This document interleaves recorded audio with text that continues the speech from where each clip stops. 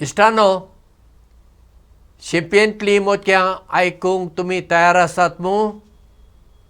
बरें तर आयकात. एक फावट गांधीजी आनी ताची घरकान्न कस्तुरबा एका ल्हानशा गांवांत गेली आनी गांधीजी थंयच्या लोकांक नितळसाण कशी सांबाळची हाचे विशीं सांगतालो.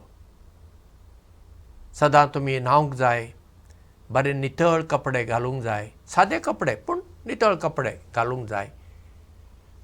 तुमच्या घरची नितळसाण मात न्हय, तुमच्या वाठाराची नितळसाण सांबाळूंक जाय, अशें नितळसाणे विशीं गांधीजी तांकां सांगतालो.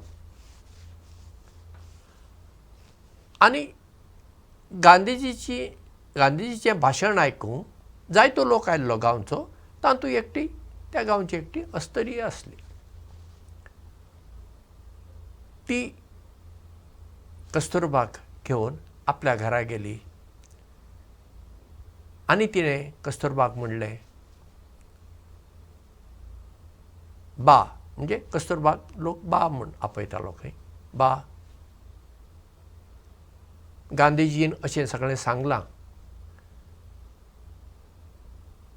पूण तें म्हाका मानून घेवंक जावचें ना. तेन्ना कस्तुरबा म्हणटा, कित्याक जावचें ना? न्हय, बाकीच्यो गजाली नितळसाणाच्यो गजाली सांगल्यो त्यो हांव मानूंक तयार आसां, पूण हे सदां कपडे धुवपाक जाय, हे नितळ कपडे घालूंक जाय, कपडे बदलूंक जाय म्हूण सांगलें न्हय, तें म्हज्यान जावचें ना. कित्याक म्हजे कडेन आसा कपडे हीच साडी म्हज्या आंगार आसा, ही एकूच. कशी हांव सदां म्हूण बदलूं? कस्तुरबा कडेन जाप नासली. तिणें मागीर राती ही खबर गांधीजीक सांगली आनी तिणें म्हणलें, आमच्यान असल्या लोकां खातीर कितें करूंक जाता? गांधीजीन तेन्ना एक निर्णय घेतलो. आपूण आतां अशें आंगभर कपडे घालचो ना. मागीर खंय ताणें फकत एक सुती कपड्याचे, म्हणजे कॉटन, एक धोती आनी वयर एक शाल, तें सुतीच कॉटन वापरूंक सुरवात केलें. आनी गांधीजीचें चित्र आमी पळयलां. गांधीजी कांय हांवें पळोवंक ना आनी तुमच्या मदल्या कितल्या जाणांनी गांधीजीक पळयलां म्हाका खबर ना. पूण गांधीजी एकदम सादो मनीस.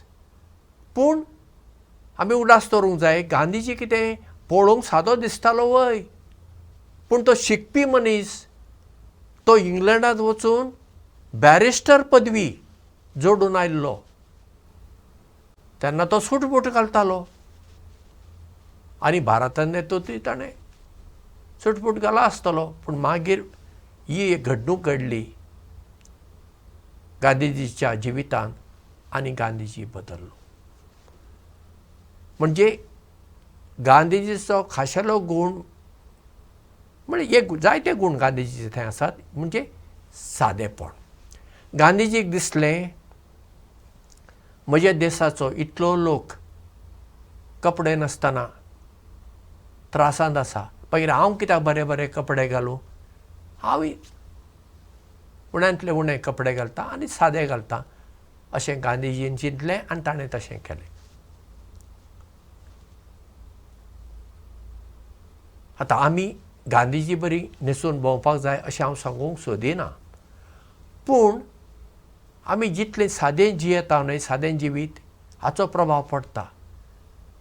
आमचें व्हडपण आमी कसले कपडे घालता ताचे वयल्यान येना. आमचें व्हडपण आमच्या जल्माच्या गांवांतल्यानूय येना. आमचें व्हडपण शिकपांतल्यानूय येना, रंगांतल्यानूय येना, आमचे भाशे वयल्यानूय येना.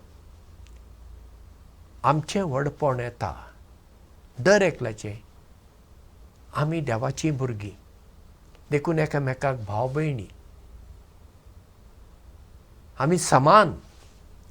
आमचो रंग वेगळो जायत, संस्कृती वेगळी जायत, शिकप वेगळें जायत, देश वेगळे जायत, पूण आमी सगळीं एक.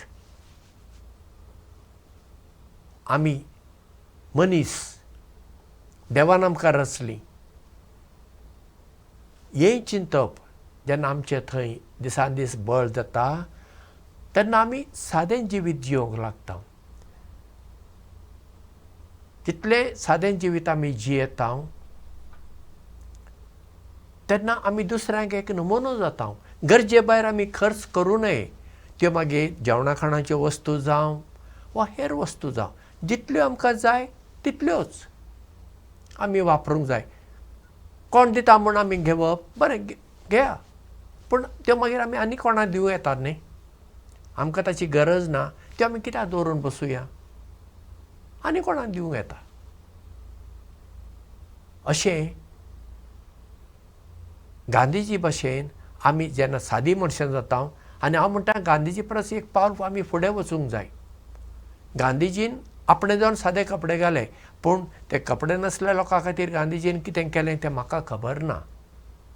पूण आमी कोणाक जर कपडे नात भोव उणे आसात आमी तांकां कपडे घेवन दिवं येता न्ही आमचे तांकी प्रमाणे.